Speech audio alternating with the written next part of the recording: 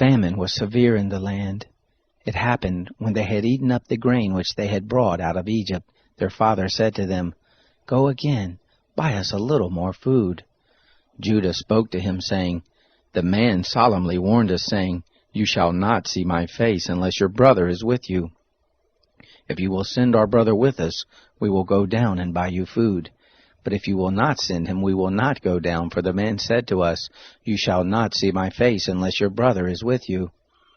Israel said, "Why did you treat me so badly, telling the man that you had another brother?" They said, "The man asked directly concerning ourselves and concerning our relatives, saying, 'Is your father still alive? Have you another brother?' We just answered his questions. Is there any way we could know that he would say, 'Bring your brother down'?" Judah said to Israel his father, "Send the boy with me, and we will arise and go, so that we may live and not die, both we and you, and also our little ones. I will be collateral for him. From my hand will you require him. If I don't bring him to you and set him before you, then let me bear the blame forever. For unless we had lingered, surely we would have returned a second time by now." Their father Israel said to them, "If it be so now, do this. Take from the choice fruits of the land in your bags, and carry down a present for the man, a little balm, a little honey, spices and myrrh, nuts and almonds. And take double money in your hand. With the money that was returned in the mouth of your sacks, carry again in your hand. Perhaps it was an oversight. Take also your brother, and arise, go again to the man.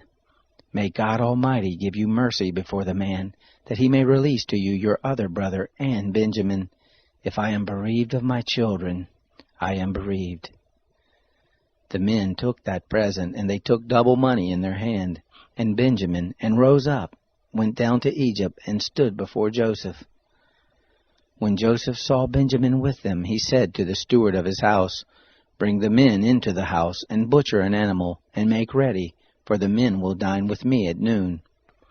The man did as Joseph commanded, and the man brought the men to Joseph's house.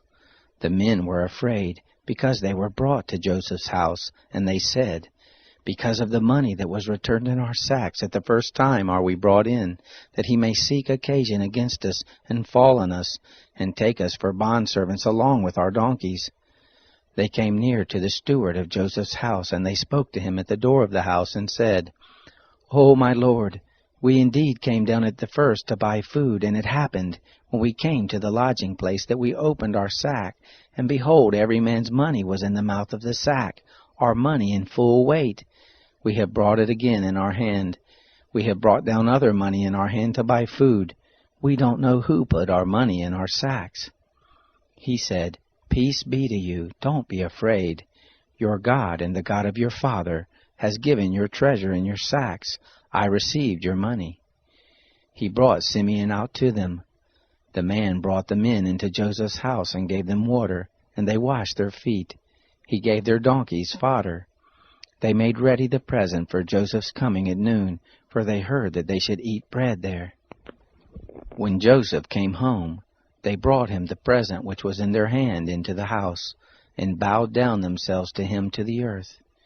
He asked them of their welfare, and said, "Is your father well, the old man of whom you spoke? Is he yet alive?" They said, "Your servant, our father, is well. He is still alive." They bowed the head and did homage. He lifted up his eyes and saw Benjamin his brother, his mother's son, and said, "Is this your youngest brother of whom you spoke to me?" He said, "God be gracious to you, my son." Joseph made haste, for his heart yearned over his brother, and he sought a place to weep, and he entered into his room and wept there. He washed his face and came out. He controlled himself and said, "Serve the meal." They served him by himself, and them by themselves, and the Egyptians that ate with him by themselves, because the Egyptians don't eat bread with the Hebrews, for that is an abomination to the Egyptians. They sat before him, the firstborn according to his birthright, and the youngest according to his youth, and the men marveled one with another. He sent portions to them from before him, but Benjamin's portion was 5 times as much as any of theirs. They drank and were merry with him.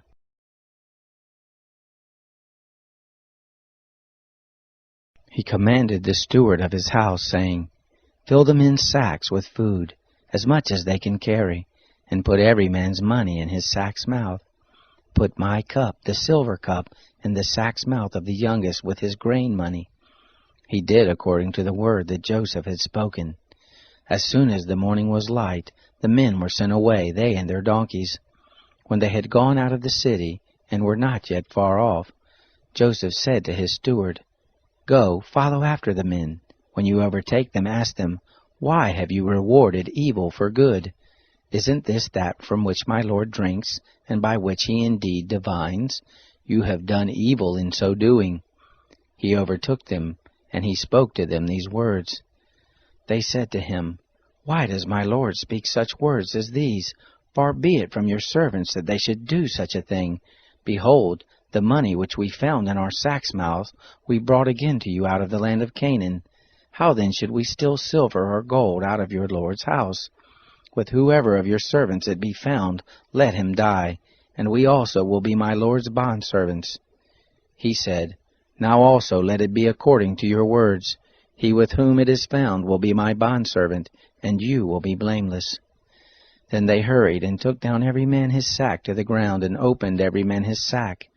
He searched, beginning with the eldest, and ending at the youngest. The cup was found in Benjamin's sack. Then they tore their clothes, and loaded every man his donkey, and returned to the city.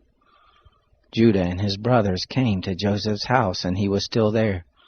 They fell on the ground before him. Joseph said to them, What deed is this that you have done? Don't you know that such a man as I can indeed divine? Judah said, What will we tell, my lord? What will we speak? Or how will we clear ourselves? God has found out the iniquity of your servants. Behold, we are my Lord's bondservants, both we, and he also in whose hand the cup is found. He said, Far be it from me that I should do so. The man in whose hand the cup is found, he will be my bondservant. But as for you, go up in peace to your father. Then Judah came near to him and said, O my lord, please let your servant speak a word in my lord's ear, and don't let your anger burn against your servant, for you are even as Pharaoh. My lord asked his servants, saying, Have you a father or a brother? We said to my lord, We have a father, an old man, and a child of his old age, a little one, and his brother is dead, and he alone is left of his mother, and his father loves him. You said to your servants, Bring him down to me, that I may set my eyes on him. We said to my lord, The boy can't leave his father, for if he should leave his father would die. You said to your servants, Unless your youngest brother comes down with you, you will see my face no more. It happened, when we came up to your servant my father, we told him the words of my lord. Our father said, Go again, buy us a little food. We said, We can't go down. If our youngest brother is with us, then we will go down, for we may not see the man's face unless our youngest brother is with us. Your servant my father said to us, You know that my wife bore me 2 sons, and the one went out from me, and I said, Surely he is torn in pieces, and I haven't seen him since. If you take this one also from me, and harm happens to him, you will bring down my gray hairs with sorrow to Sheol. Now therefore, when I come to your servant my father, and the boy is not with us, seeing that his life is bound up in the boy's life, it will happen, when he sees that the boy is no more, that he will die. Your servants will bring down the gray hairs of your servant our father with sorrow to Sheol. For your servant became collateral for the boy to my father, saying, If I don't bring him to you, then I will bear the blame to my father forever. Now therefore please let your servant stay instead of the boy, a bondservant to my lord, and let the boy go up with his brothers. For how will I go up to my father if the boy isn't with me, lest I see the evil that will come on my father? Then Joseph couldn't control himself before all those who stood before him, and he cried, Cause every man to go out from me. There stood no man with him, while Joseph made himself known to his brothers. He wept aloud. The Egyptians heard, and the house of Pharaoh heard. Joseph said to his brothers, I am Joseph. Does my father still live? His brothers couldn't answer him, for they were terrified at his presence.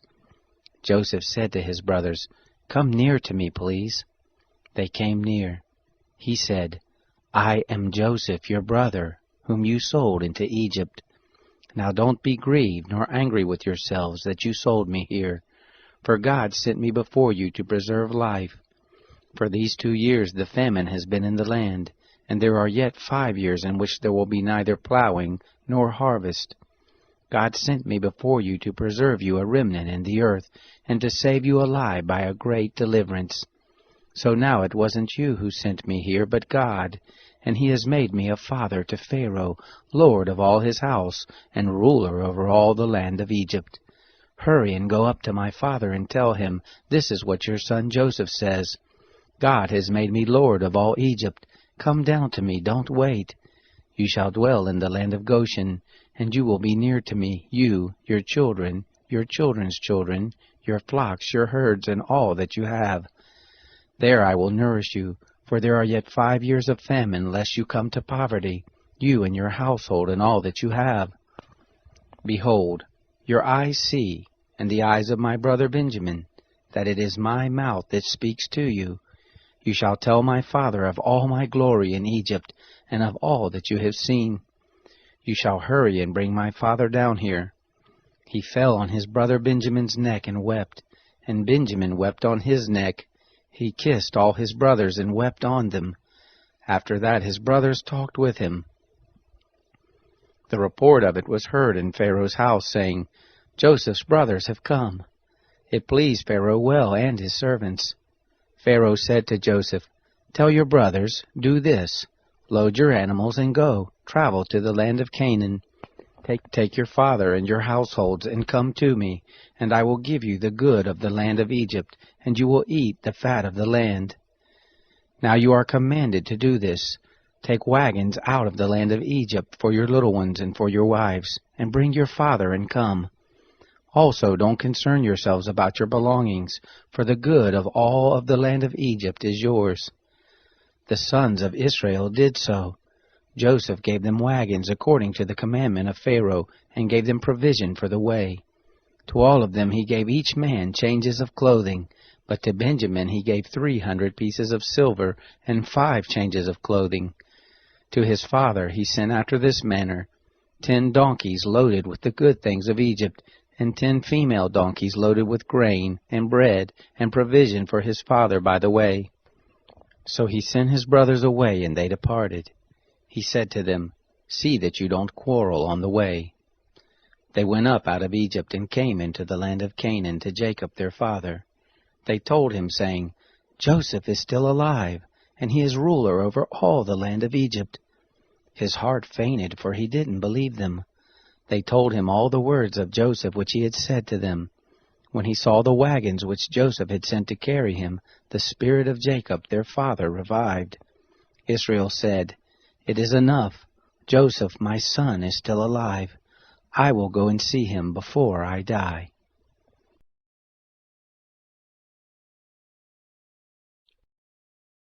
At that time Herod the Tetrarch heard the report concerning Jesus, and said to his servants, "This is John the Baptizer. He is risen from the dead. That is why these powers work in him." For Herod had laid hold of John and bound him, and put him in prison for the sake of Herodias, his brother Philip's wife. For John said to him, "It is not lawful for you to have her."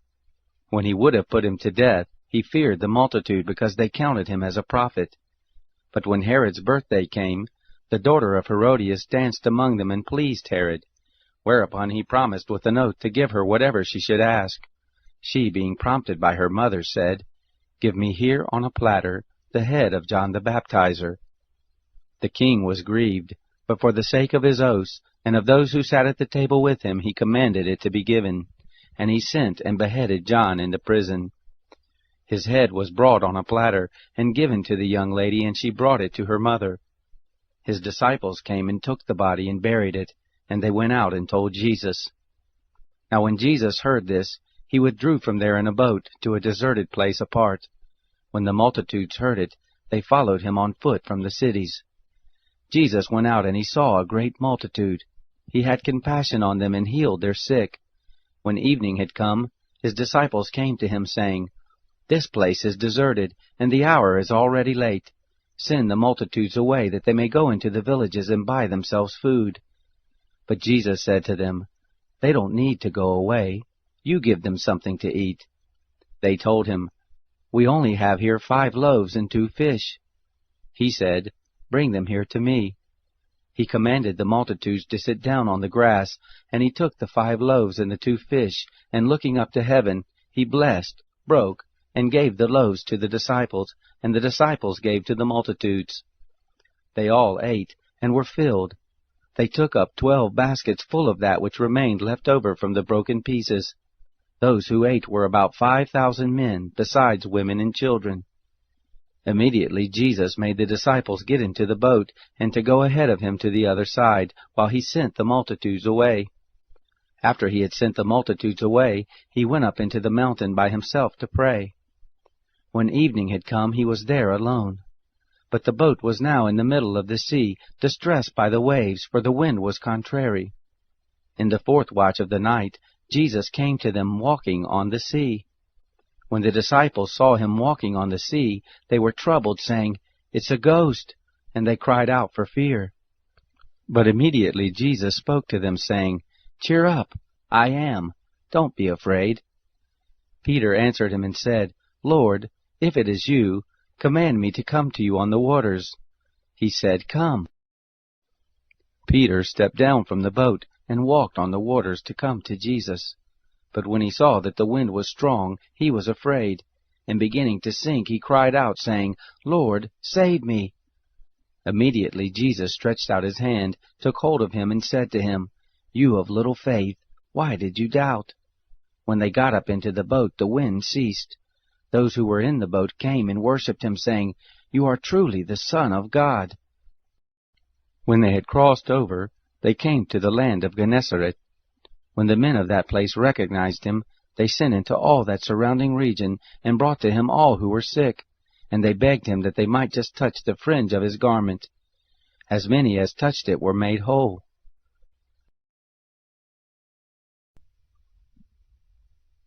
Psalm 18. For the chief musician, by David, the servant of Yahweh, who spoke to Yahweh the words of this song in the day that Yahweh delivered him from the hand of all his enemies and from the hand of Saul. He said, I love you, Yahweh, my strength. Yahweh is my rock, my fortress and my deliverer, my God, my rock in whom I take refuge, my shield and the horn of my salvation, my high tower. I call on Yahweh, who is worthy to be praised, and I am saved from my enemies. The cords of death surrounded me. The floods of ungodliness made me afraid. The cords of Sheol were round about me. The snares of death came on me. In my distress I called on Yahweh, and cried to my God. He heard my voice out of his temple. My cry before him came into his ears. Then the earth shook and trembled. The foundations also of the mountains quaked and were shaken, because he was angry. Smoke went out of his nostrils. Consuming fire came out of his mouth. Coals were kindled by it. He bowed the heavens also and came down. Thick darkness was under his feet.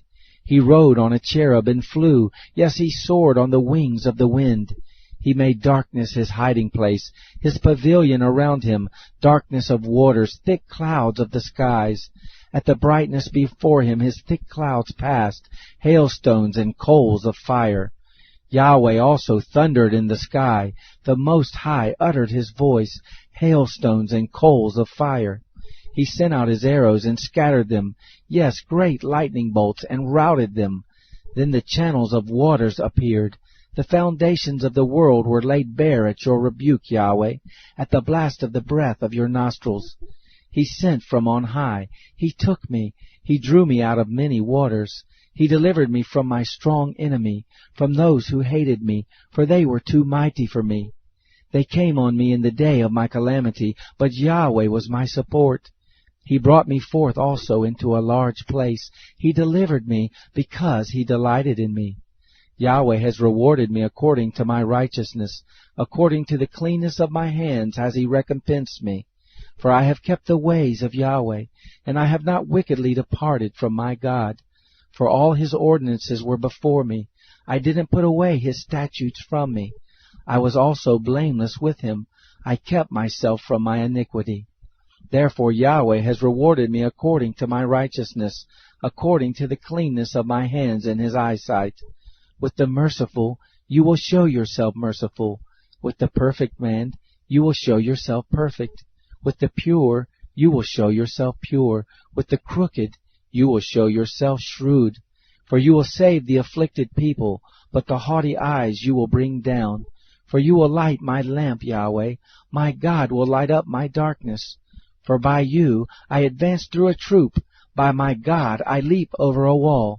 As for God, his way is perfect. The word of Yahweh is tried.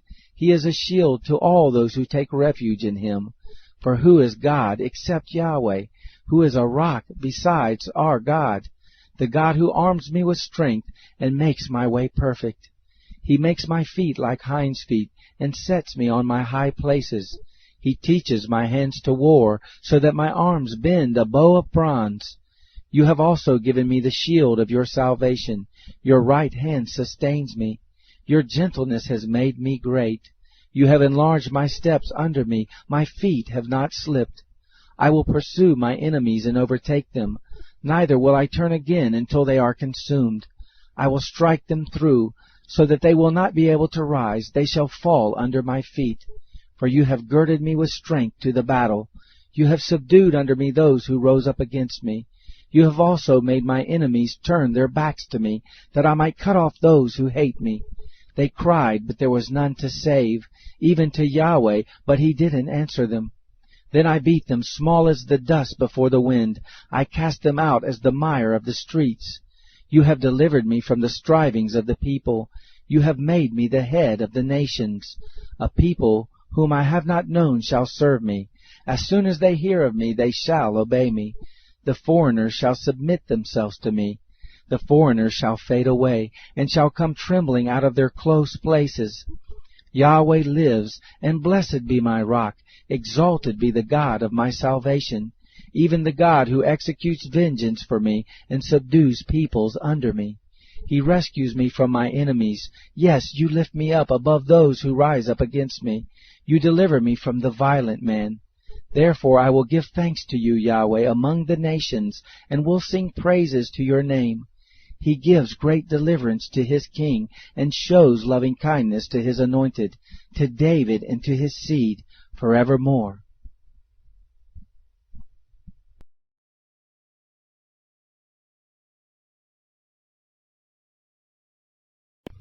Wisdom is supreme. Get wisdom. Yes, though it cost all your possessions, get understanding.